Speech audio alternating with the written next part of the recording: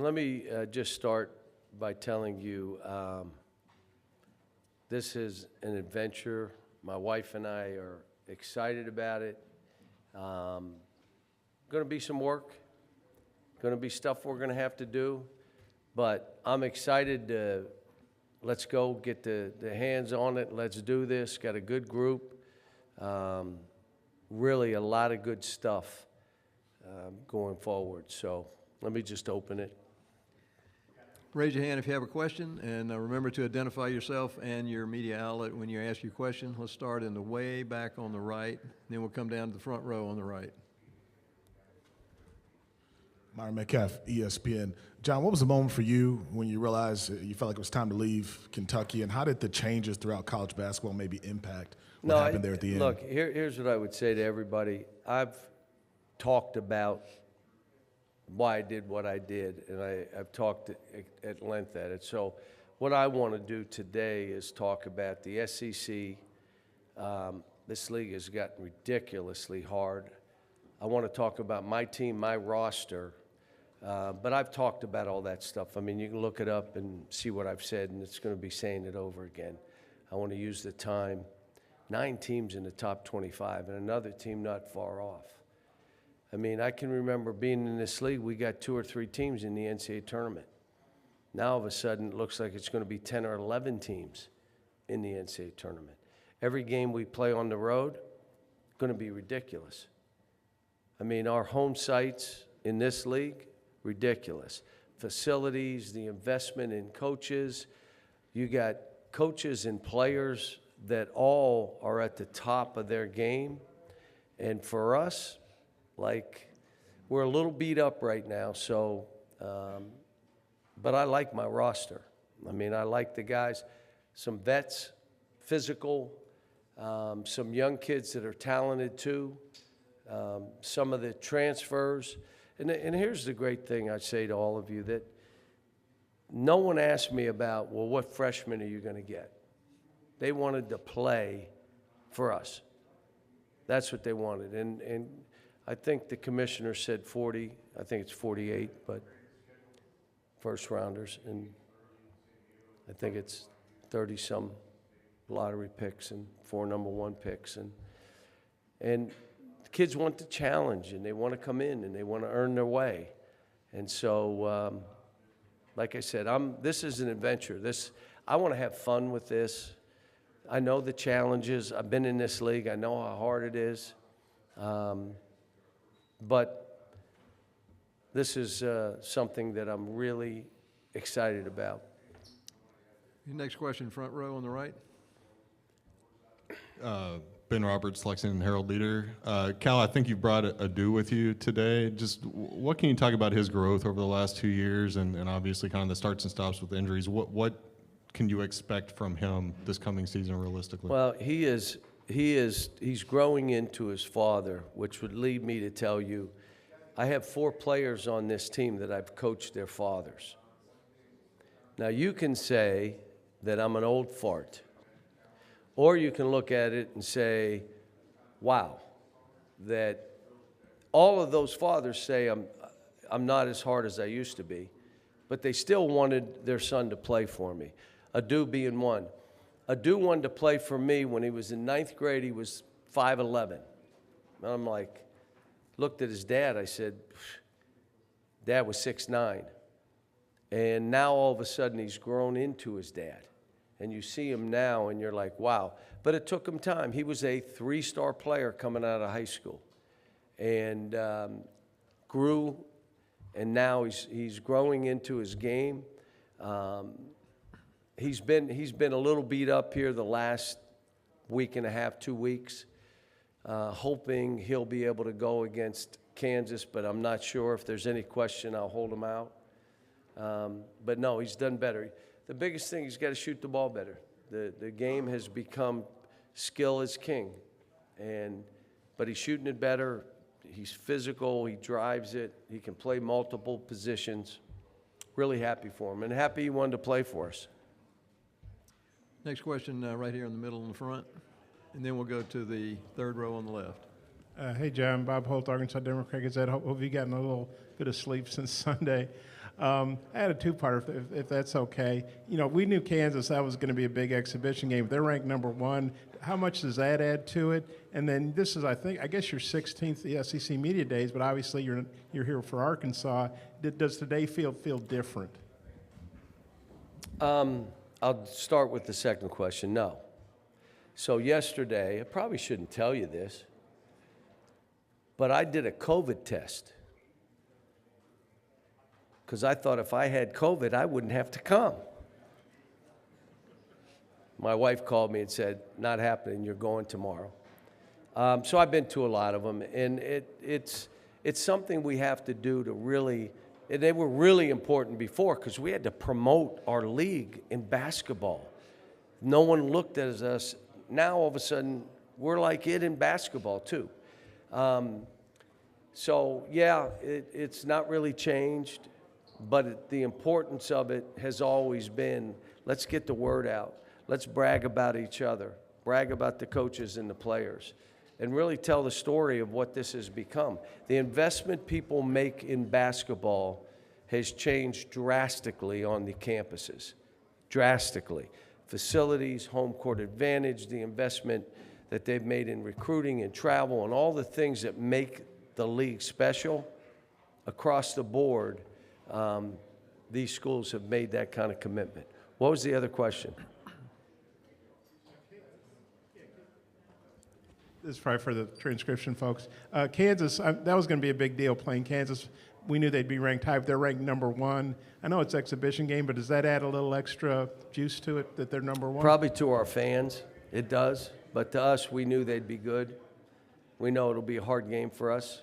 We hopefully going to have a somewhat full team. So, you know, right now we're down 3 or 4 guys. So hopefully a couple of those guys will be okay to play in that. But Bill or I, neither one of us would push a player because of an exhibition game. If he needs to sit out, he'll sit out.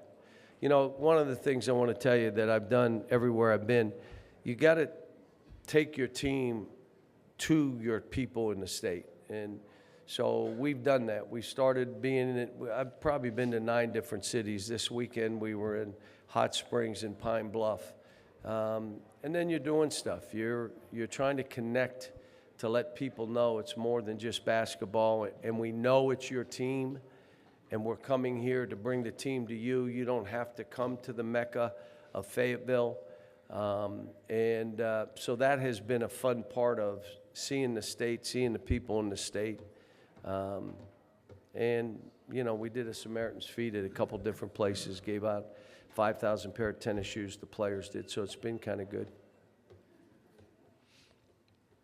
Okay, we have the question on the third row, and then we're going to come back to the first row in the middle. Hey, Cal, Neil Blackman, Saturday Down South.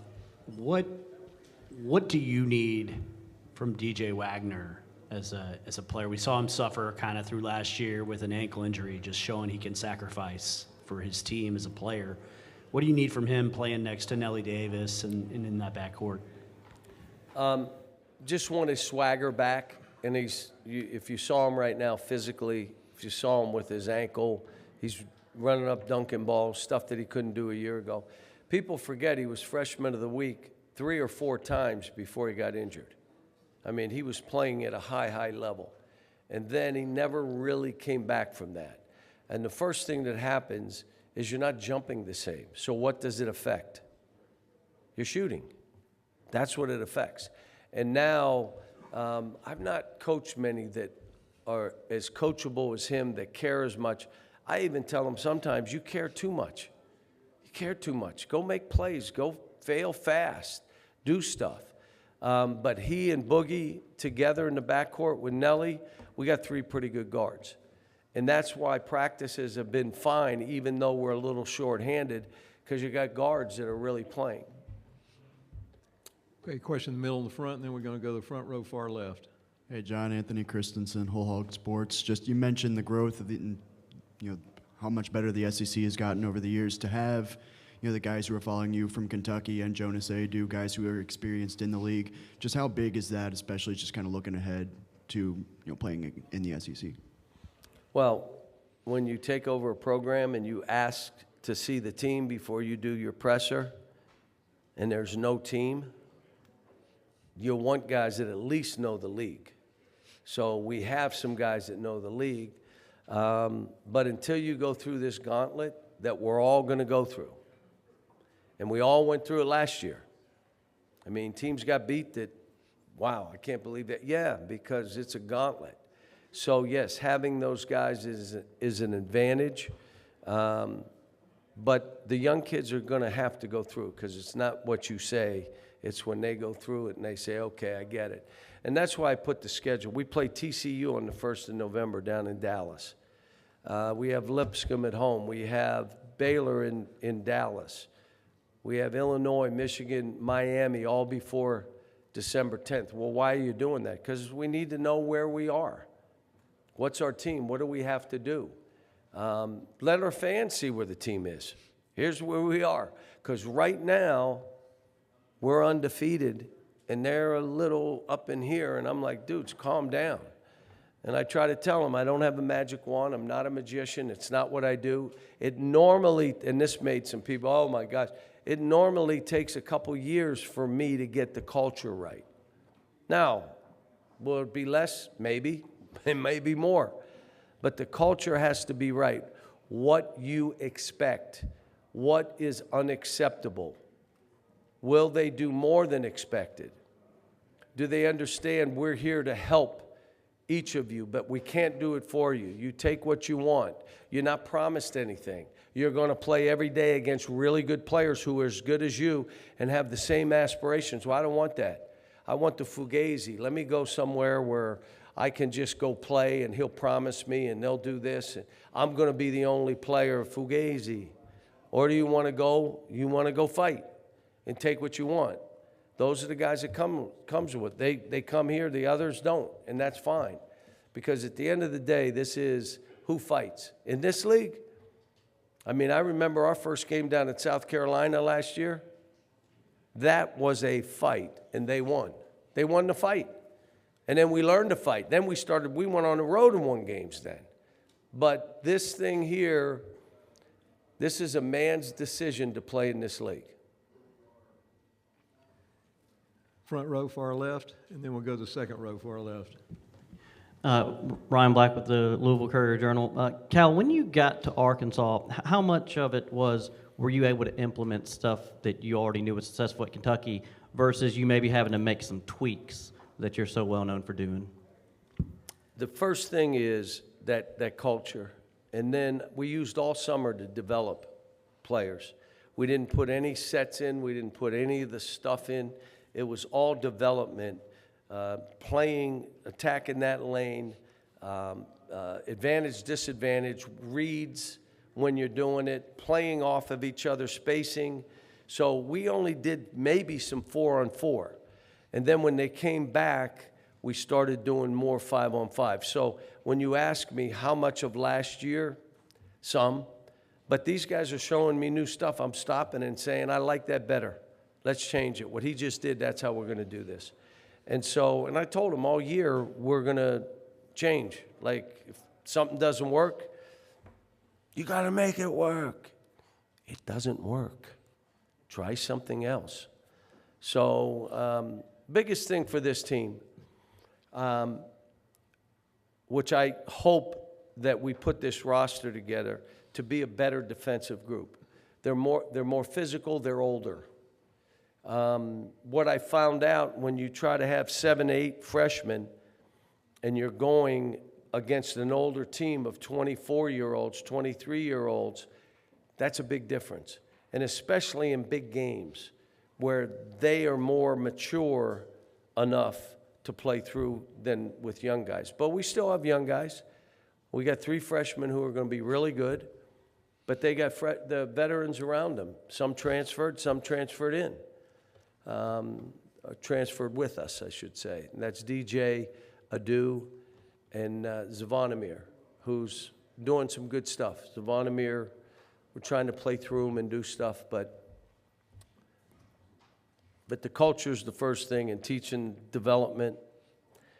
And, you know, before you can teach how we're going to play, you got to teach them to play. And I've always said a coach can stop a play. He cannot stop a player that can play. And so we're trying to teach them all, here's what you have to have, these skills to play the way we play. Dribble, drive, space the court, positionless. Here are actions that we're going to run to open the court, to touch the lane. Here's the opportunities for threes and all those things. Last year, we led the nation in three-point field goal percentage. Last couple of years, we've been in the top 10 in offensive efficiency. But we weren't as good defensively as some of my teams. So I'm kind of, my mindset, toughness, swarming, guarding your man +1, we've done all that probably more so than I normally do when they got back. So. Second row on the left. Jack Pilgrim, KSI, what's going on, Cal? Coach Pope was here earlier, said, you'll never hear me say a negative word about Coach Cal. Been a good friend. He's a terrific mentor. We'll be cheering for him every day like crazy, except for February 1st. What's February 1st? You tell me. It's my dad's birthday. What can you say about your all's very unique relationship and just kind of a couple early months for him on the job? No, I think they hired a perfect guy for that job, and part of it is because he played there, graduated from there, has a heart for the place, and has an idea what that is. When I walked in, I had Coach Hall. I had Coach Smith too, but Coach Hall. And it's a different place if you're just walking in. He's been there and understands it. He and I've talked. We said, I am fully immersed in what I'm doing. I'm like, you won't believe this. I'm doing a lot of stuff, and I don't have time for any of the other stuff, any of the things out there, but I'll be rooting for them. I want Kentucky. Come on, man. I 15 years, gave my heart and soul. Do you think I want them to do well? Except what date? Okay, that date. But no, he's a good man, terrific basketball coach. They hired the right guy. They really did. Okay, last question, third row, right here on the left. James Fletcher from On3. I wanted to get your thoughts on just the difference between coaching transfers and freshmen when it comes to implementing your system and kind of introducing your language to them, where a freshman kind of is just, for the first time hearing it, a transfer, you might have to reprogram the terminology or kind of their instincts of where they're going on the floor. Well, I've done graduate transfers before, and they were older. They had a better feel than a young kid would. But I would tell you, when you're dealing with a new group every year like I have, it's all hard, and it all takes time. And early in the year, your team's not going to be as good. They're just not. And then as it goes on, if you got a good group and they're connected and they're engaged, they'll start to come together. So, I mean, we're all, it's a different environment. I mean, having players, everybody be a free agent at the end of the year, it's made a difference. Like right now, we were going to have 8, we got 9 because Trevor Brazil came in and said, I want to stay. Well, I didn't know that, but he wanted to stay, and I'm going to be honest with you, I'm happy he's staying. He's better than I thought. And I told the story one day, he's stretching out, and I looked and I said, you're better than I thought. He said, I told you. But they come and they want to be here for a reason.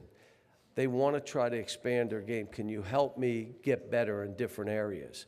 And all these kids have done it. I mean, I told you, 4 of them, I coached their fathers, and they want them here. So it's kind of take pride. Because of the shirt, I'm going to let you ask the last question. Yeah. Because you were raising your hand. You looked like you were mad that he wasn't going to call on you, so I called on you.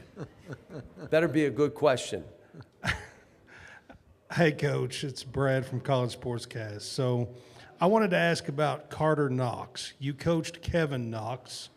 And that's right, and I coached the brother of one of my players. You coached, but that was only a few years ago. Right. You coached Kevin Knox. I just wondered, is Carter the same type of player, and what can we expect from Carter?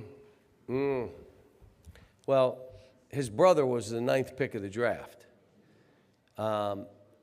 Carter is more physical, lost 17 pounds already. He lost some weight, skilled, learning situational basketball.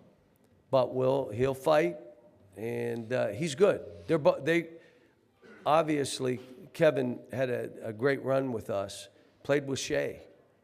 But I'm looking for big things with Carter because he can play multiple positions. He's not locked in.